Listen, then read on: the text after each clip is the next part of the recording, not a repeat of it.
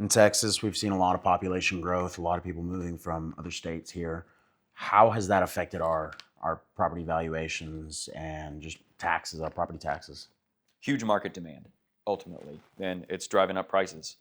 Over the last 5 years, we've seen the low end estimates of people moving into Texas are 1% per year or something like that into the major metro areas.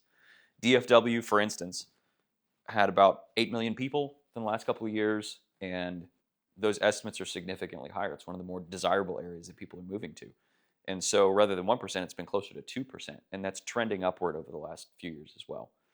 So, I mean, if you break that down, that's something like 12,000 people a month moving to DFW, just the metro area, you know.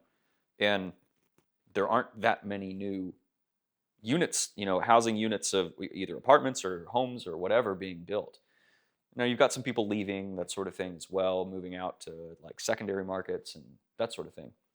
But it's just a ton of people moving here. And low interest rates paired with that, specifically in 21 through 23, roughly, we saw an explosion in housing prices. It was just a feeding frenzy.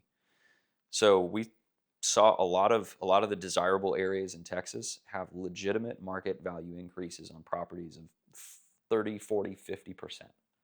And the rate of increase has slowed, but those numbers are still holding. The increase in mortgage rates has slowed that down a lot, where it's not increasing as much, but it's still, properties are still expensive to buy and that sort of thing. And the demand isn't slackening a ton. So I don't know. We'll see what happens long term, but supply and demand's a law for a reason. I mean, it's just unavoidable.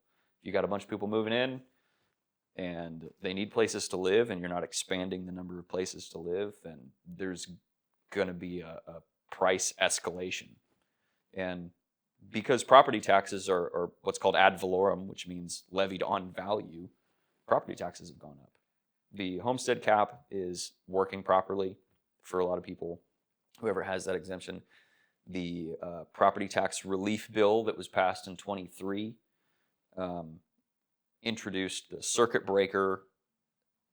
That has some pluses and minuses to it, but it was introduced because of specifically that rapid escalation in appraised property values, where we saw 3 years in a row, 2 or 3 years in a row, 30+% increases. So, I mean, if you have a 30% increase one year and then another 30% increase the next year, like that would, it's pretty scary, A lot of people haven't budgeted for 60% more property taxes in the next 2 years.